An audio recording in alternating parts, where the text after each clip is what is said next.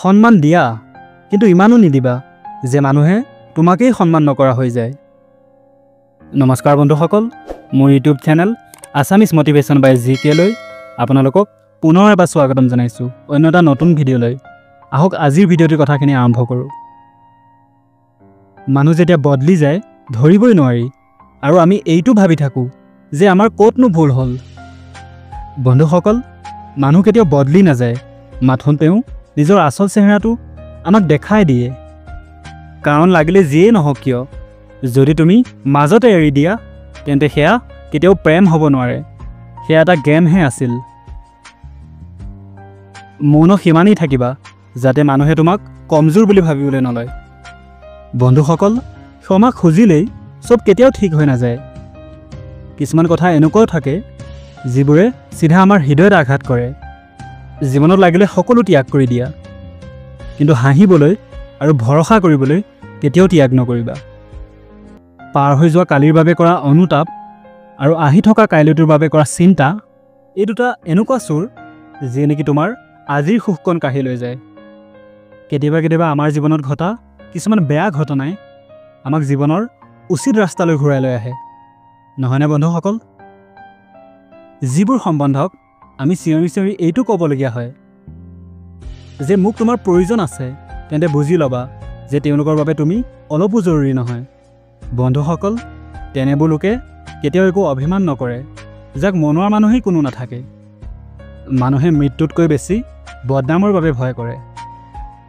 সফলতা পোৱাৰ পিছতহে মানুহৰ প্ৰকৃত স্বভাৱটোৰ কথা গম পোৱা যায়। জীৱনত অকলে আগবাঢ়িবলৈ শিকা, তেতিয়া কাৰো বাবে ৰখিবলগীয়া নহয় তুমি।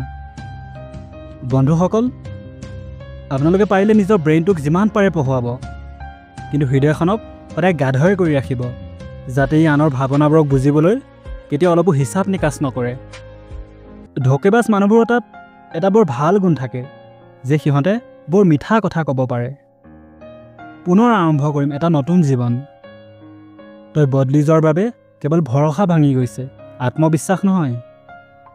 মনে মনে থকাটো ভাল কথা, কিন্তু যেতিয়া আপোনাৰ লগত কিবা অন্যায় হয় তেন্তে আপুনি নিশ্চয় মুখ খুলিব লাগে। মিছা কথা শুনিবলৈও তেতিয়াহে মজা লাগে যেতিয়া নেকি সঁচাটো আপুনি প্ৰথমতেই গম পায়।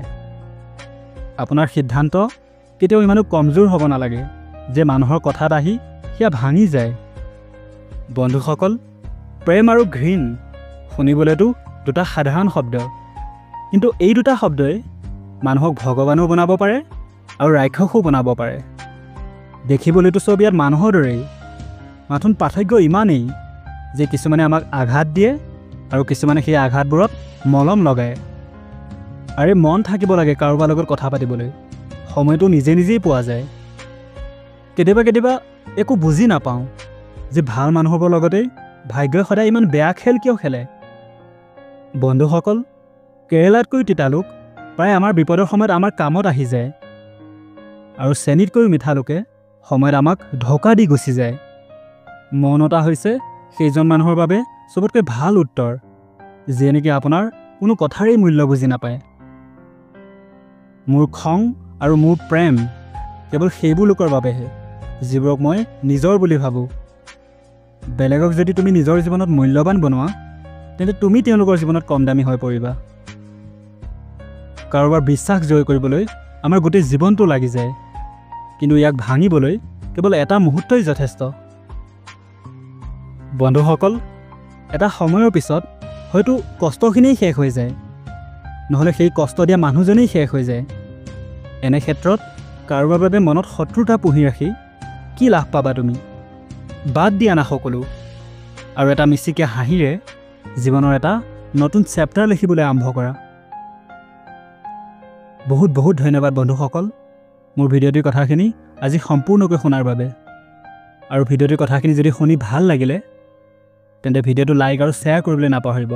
আৰু যদি মোৰ চেনেলটোত আজি আপুনি নতুনকৈ আহিছে তেন্তে ইয়াক এবাৰ ছাবস্ক্ৰাইব কৰি ল'ব, যাতে এনেকুৱা ধৰণৰ ভিডিঅ' আপুনি সদায় চাই থাকিব পাৰে, সদায় শুনি থাকিব পাৰে। বহুত বহুত ধন্যবাদ।